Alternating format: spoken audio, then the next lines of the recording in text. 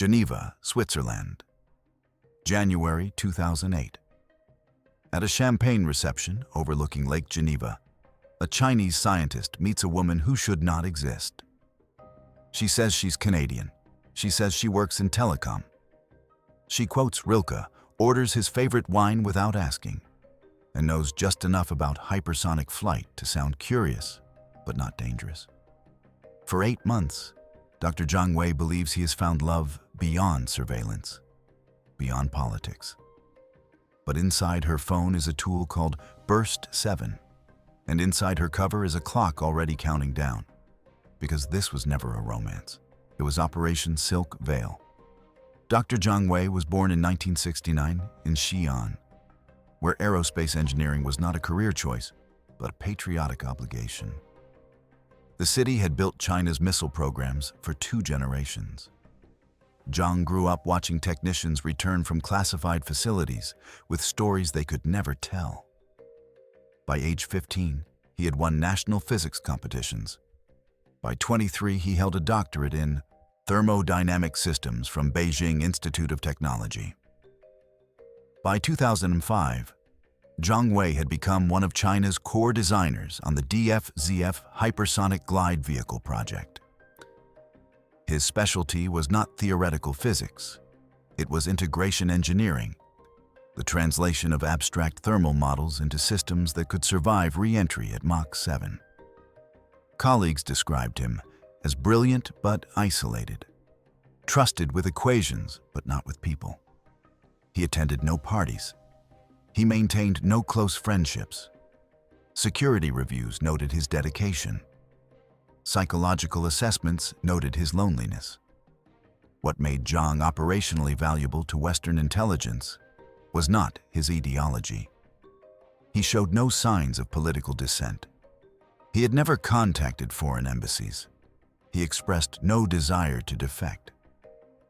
What made him valuable was simpler and more exploitable. Vulnerability rooted in isolation.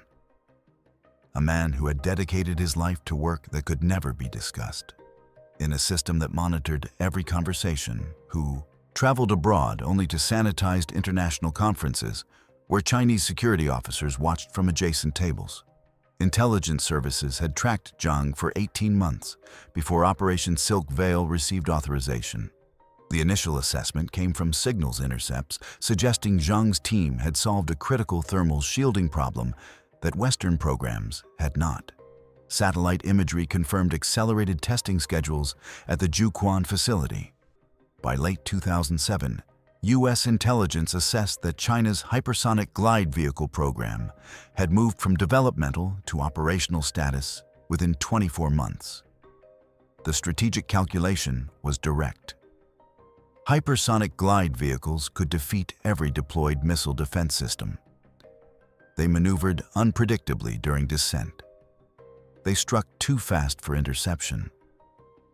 If China achieved operational deployment before the United States understood the underlying engineering, the entire strategic balance shifted. Nuclear deterrence relied on second strike capability. Second strike capability relied on knowing the threat could be countered. Hypersonic weapons threatened to make that calculus obsolete. Traditional espionage routes had failed comprehensively. Cyber intrusion attempts against Chinese aerospace networks had been detected and repelled. Human sources within the hypersonics program had been rolled up in 2006 during an internal security sweep that resulted in executions never publicly acknowledged. Signals intelligence provided schedules and facility locations, but not technical specifications. Satellite collection showed test trajectories, but not the engineering that made them possible. The CIA authorized a non-official cover operation under principles derived from Cold War MICE doctrine. Money, ideology, compromise, ego. Money was irrelevant. Zhang earned a comfortable state salary and showed no interest in wealth. Ideology was absent. He believed in his work, not in defection. Compromise required leverage that did not exist. That left ego, redefined as emotional isolation. The strategy was called the intimacy vector. The logic was straightforward. If a target cannot be turned through traditional means, construct an emotional dependency that bypasses rational analysis. The method required sustained proximity, manufactured authenticity, and exploitation of the target's unmet psychological needs.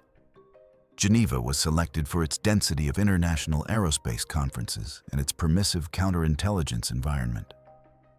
Swiss intelligence maintained minimal surveillance of foreign nationals attending academic gatherings.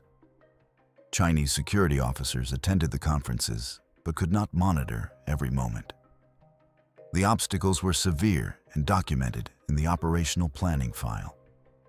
Zhang never accessed classified files remotely.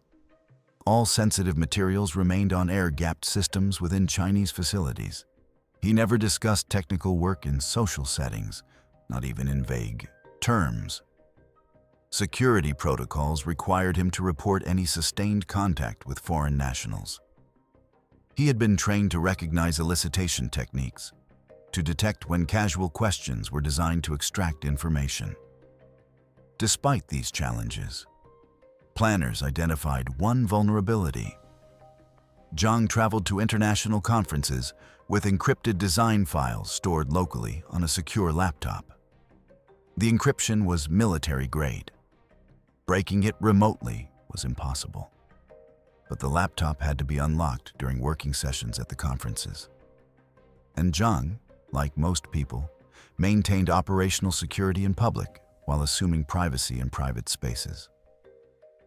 The assessment was that if an operative could establish intimate access, if she could be present in moments when Zhang believed himself completely alone, the window would exist. The authorization to proceed came in November 2007. The planning consumed 6 weeks. The operative deployment began in December. Zhang's next scheduled conference appearance was confirmed for February 2008 at the Swiss Space Office Symposium in Geneva. During the operational planning phase, psychological profiles became critical.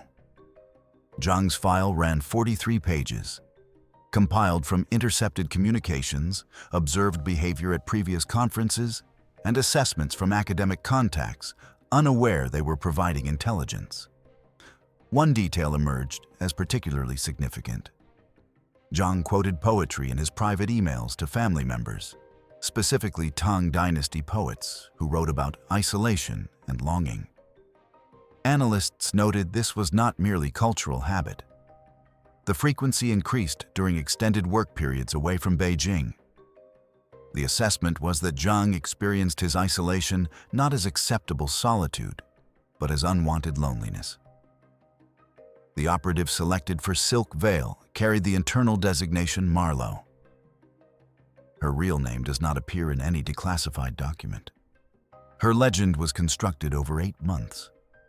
A Canadian telecommunications executive named Sarah Chen, ethnically Chinese but born in Vancouver, rotating through European standards meetings for a mid-sized firm called Telenet Solutions. The company existed. It had real offices in Toronto, real employees who had never met Sarah Chen, and real contracts with European telecom providers. Her tax records dated back 6 years. Her LinkedIn profile showed a consistent career progression. A rented condominium in Toronto received utility bills and occasional mail. Credit card statements showed ordinary purchases. The legend was not designed to survive hostile interrogation by a counterintelligence service. It was designed to survive casual verification by a lonely scientist who wanted to believe. Marlowe carried no weapons. Her operational toolkit consisted of a modified Samsung smartphone with silent shutter capability and burst capture firmware called Burst 7. A hotel access kit designed to bypass European electronic locks without leaving digital traces, and the 43-page psychological profile of Zhang Wei. The operations cell was deliberately lean to minimize exposure. One handler operated from Bern under diplomatic cover. One technical officer worked from Frankfurt, providing equipment support and communication relay. Marlowe worked alone on the ground. Two scheduling details mattered operationally. First, her conference attendance calendar overlapped Zhang's exactly for the next 8 months, creating multiple natural contact opportunities without requiring engineered meetings. Second, her instructions explicitly forbade asking about missiles, hypersonics, or any topic connected to Zhang's actual work. The operation depended on Zhang initiating technical discussions himself, transforming intelligence collection from active elicitation into passive reception. Within 24 hours of Marlowe's arrival in Geneva, the first complication emerged. Zhang's hotel had been changed at the last moment from the previously confirmed location to the Hotel President Wilson, a more secure facility where Chinese delegations typically stayed. This meant Marlowe could not establish adjacent room positioning as planned. The contingency became social proximity at conference events rather than physical proximity at the hotel. The Swiss Space Office reception began at 1800 hours on February 3, 2008. Marlowe entered at 1823. Timing calculated to arrive after initial greeting periods when attendees had fractured into smaller conversation clusters. She wore business formal, not evening wear. The distinction mattered. Evening wear suggested social agenda. Business formal suggested professional presence.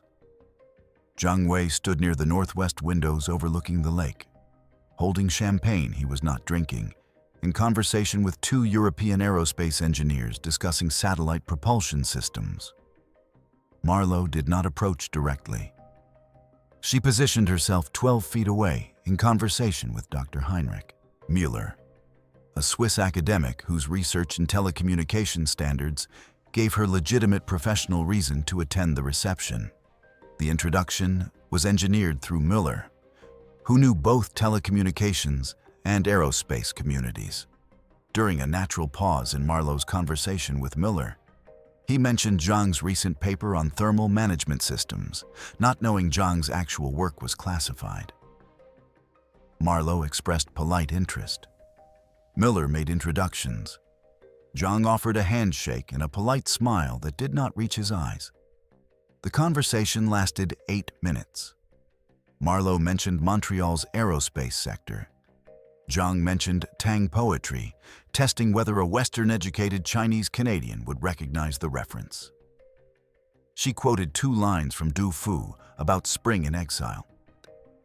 Zhang's expression shifted microscopically. The assessment later logged in the operational file, noted this as the moment Zhang began considering her not as a foreign contact to be reported, but as someone who might understand cultural isolation. They exchanged business cards. Marlowe made no attempt to extend the conversation.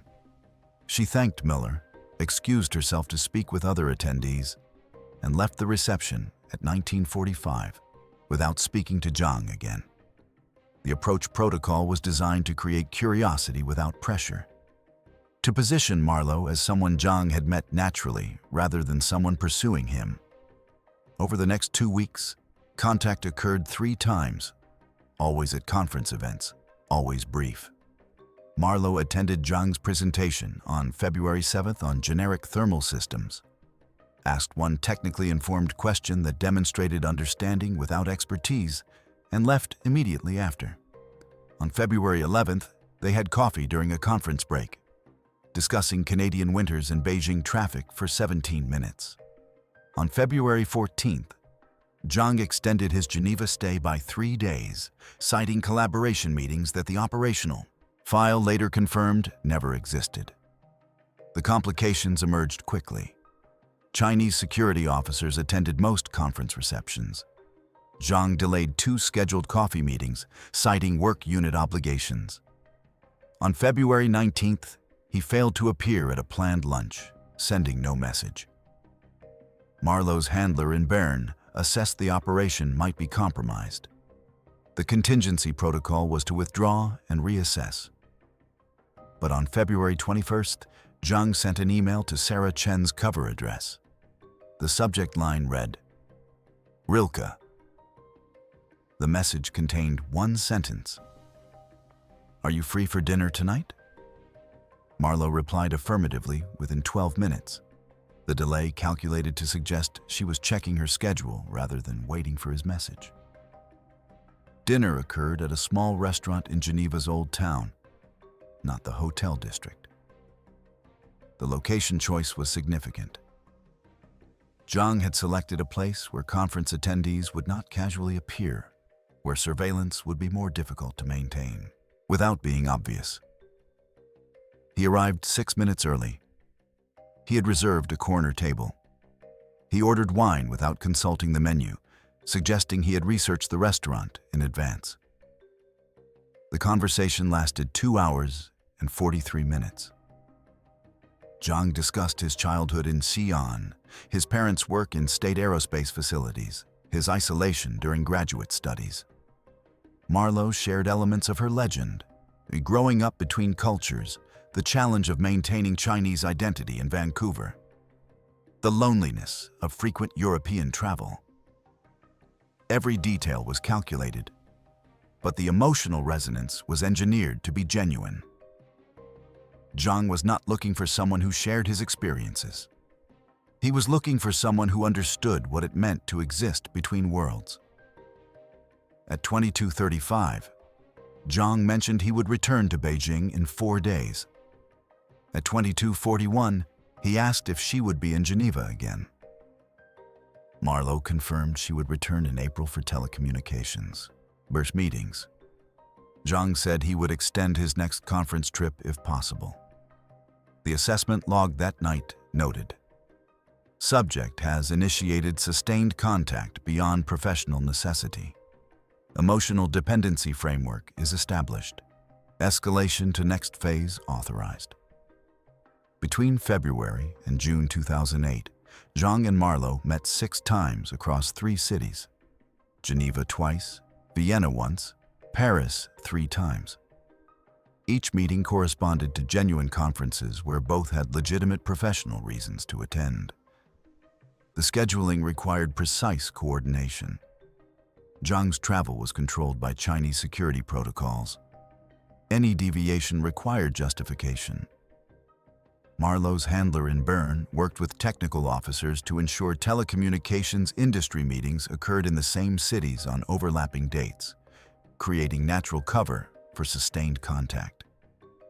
By June, the relationship had evolved according to operational projections. Zhang initiated contact before conferences rather than waiting for chance encounters. He extended travel whenever possible. He discussed subjects beyond professional safe topics. His frustration with bureaucratic restrictions, his sense that his work consumed his life without providing meaning, his growing belief that Marlowe understood him in ways his colleagues could not. During a dinner in Paris on June 18th, Zhang made a statement that operational logs marked as critical. He said, "When I am with you, I feel like I can be myself outside of all the surveillance." The irony was precise and brutal. The relationship Zhang experienced as escape from surveillance was itself the most sophisticated surveillance he would ever encounter. Marlowe's internal conflict during this period is documented in post-operation psychological assessments. During the June 18th dinner, she experienced what handlers call legend drift, the psychological blurring when false identity begins to feel more real than the original. The moment Zhang expressed trust in her as an escape from surveillance, she felt what she later described as a sudden physical awareness that I was exactly what he feared, and he would never know. In the post-operation debrief, the psychological assessment noted, operative maintained professional compartmentalization, but reported significant emotional difficulty reconciling mission objectives with targets demonstrated trust. Recommended counseling post-extraction. But the mission continued. By late August, Zhang had done something operationally critical without apparent awareness. He had begun bringing his secure laptop to their meetings, not to show her classified materials, simply because their meetings had become extensions of his work trips, and he worked on the laptop during downtime between conference sessions. The habit created the vulnerability window the operation required. September 14, 2008, marked the execution phase. Zhang attended the International Astronautical Congress in Geneva from September 12 through September 17. Marlowe arrived September 11th under cover of attending a European telecommunications standards meeting. They met for dinner on September 12th and September 13th. On September 14th, Zhang invited Marlowe to his hotel room at the President Wilson to continue a conversation over coffee before his evening conference session. The invitation was not unusual by that point in the relationship. They had spent time in hotel rooms before in Vienna and Paris, always with the door open, always in professional context. Zhang's security training made him cautious about appearances. But by September, the relationship had reached a level of trust where privacy seemed natural rather than suspicious. 2,200 hours. Hotel President Wilson, 7th floor, room 714. Zhang showered after a long conference day. The door to the bathroom remained open. Steam drifted into the main room. His laptop sat on the desk, powered on, logged into his secure partition. The screen displayed a technical document in Mandarin with engineering diagrams. Zhang had been reviewing materials between conference sessions, a routine habit documented in surveillance logs. Marlowe waited on the couch, ostensibly checking her phone. The moment Zhang entered the bathroom, she activated Burst 7. The firmware disabled all normal smartphone indicators. No shutter sound, no screen flash, no saving delay. The camera captured at maximum resolution, 12 frames per second, automatically adjusting focus and exposure. 90 seconds, 210 images. The screen displayed reentry schematics showing glide phase trajectories, thermal shielding equations with specific materials coefficients, maneuver envelope calculations with velocity and altitude parameters. Each image was date-stamped, GPS tagged, and encrypted before storage. Marlowe's hands remained steady.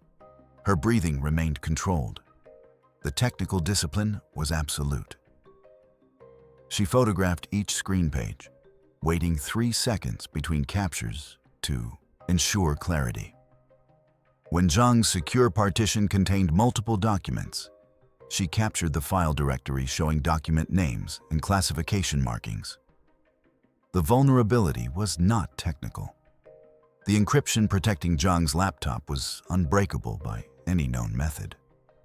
The security protocols preventing remote access were sound.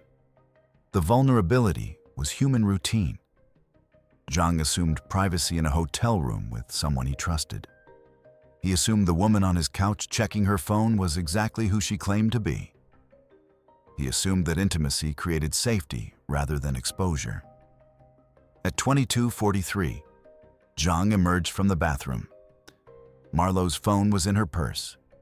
She was reading a conference program. Nothing had changed visibly. Zhang dressed, they discussed dinner plans, and Marlowe left at 2300 hours to prepare for her fictitious meeting the next morning.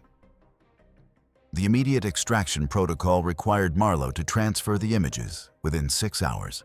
At 02:30 on September 15th, she connected her phone to an encrypted relay device in her hotel room. The transmission lasted 4 minutes, sending all 210 images through a VPN tunnel to a server in Frankfurt operated by the technical officer.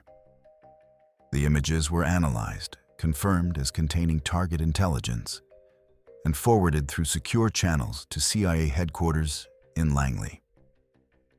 By 0800, analysts were reviewing China's hypersonic glide vehicle specifications. Marlowe remained in Geneva for 6 more weeks.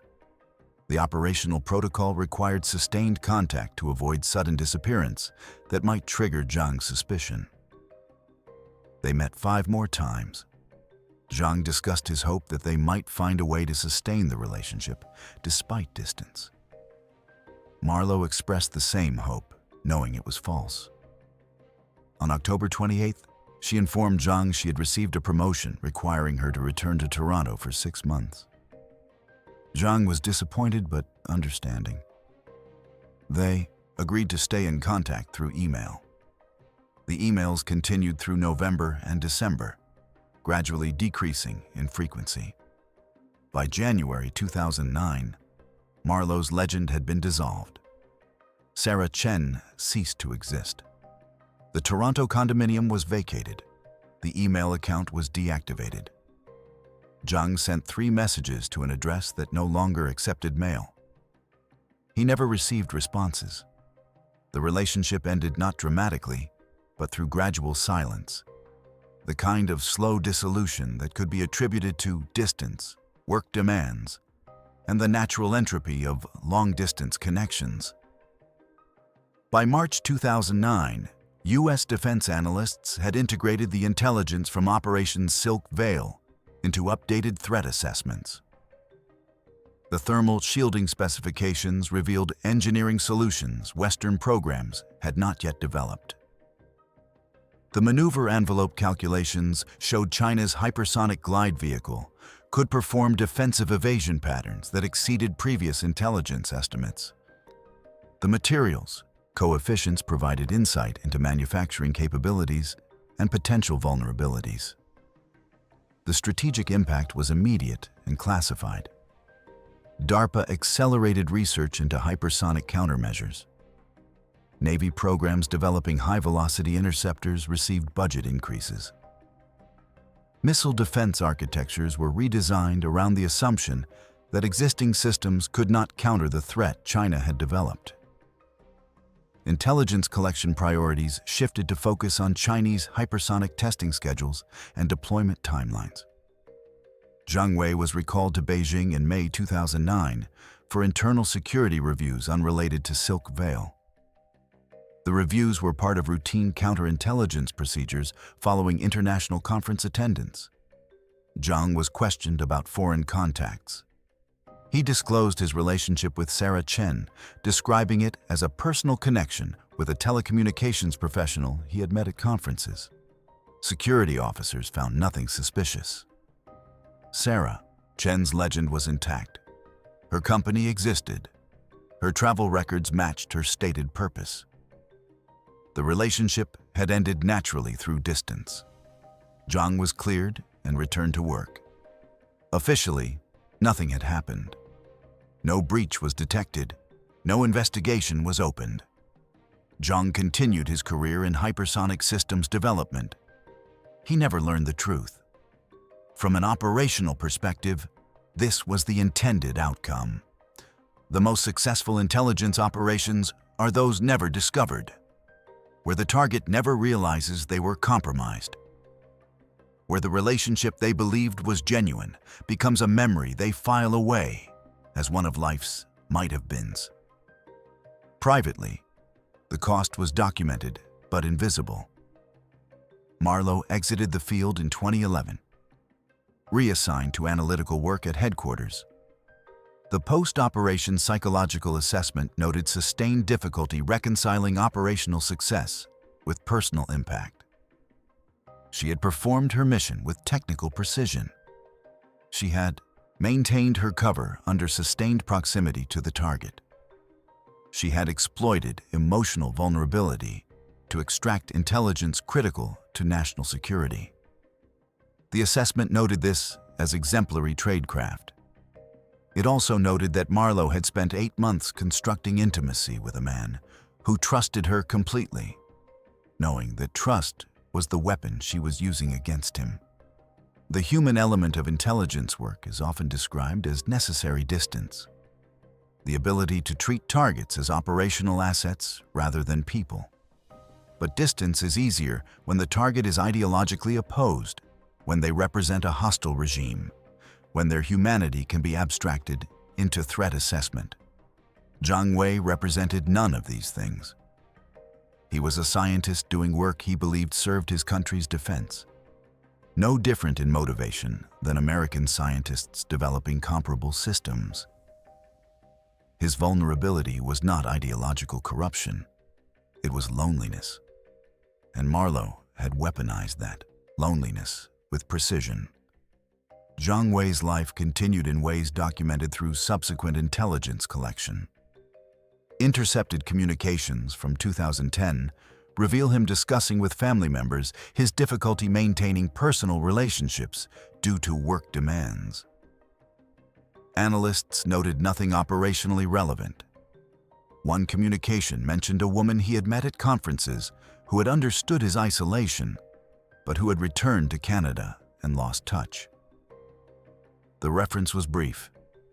Zhang did not elaborate. When asked by his mother if he had tried to reconnect, he replied that some connections cannot survive distance.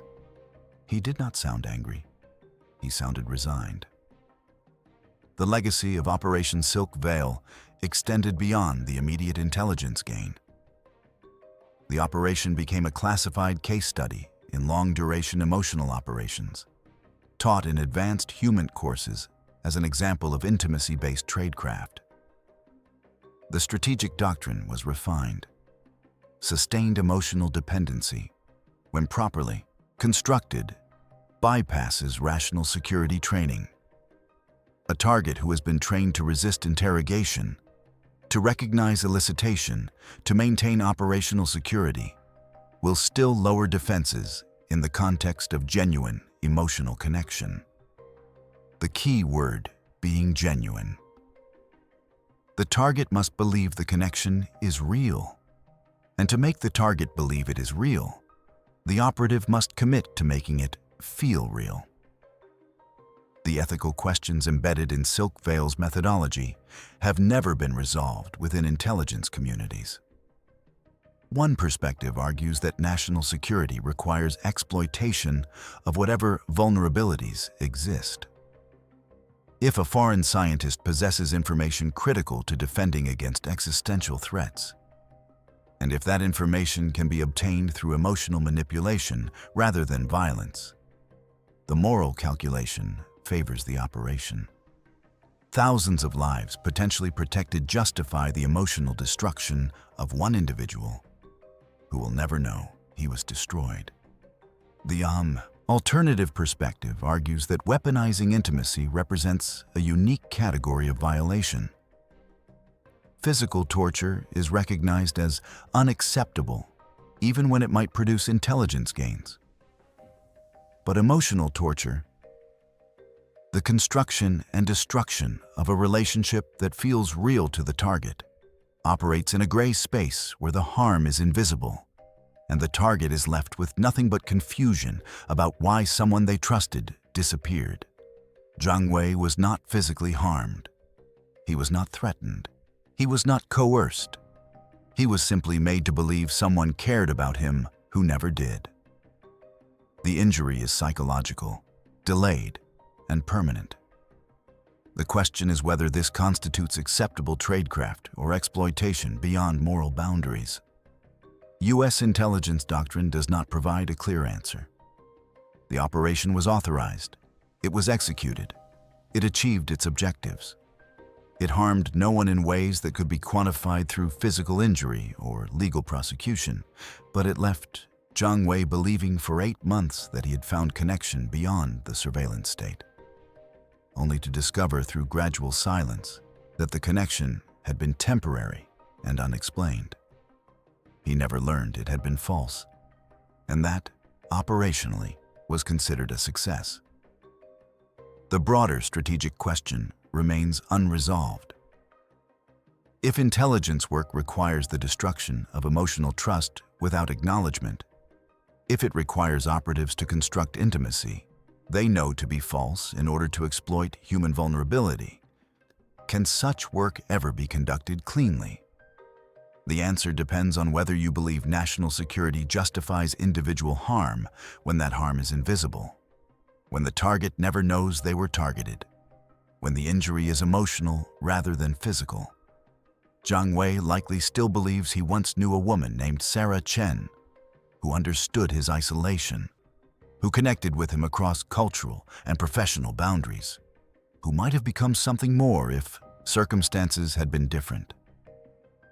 He does not know Sarah Chen never existed. He does not know the relationship was tradecraft.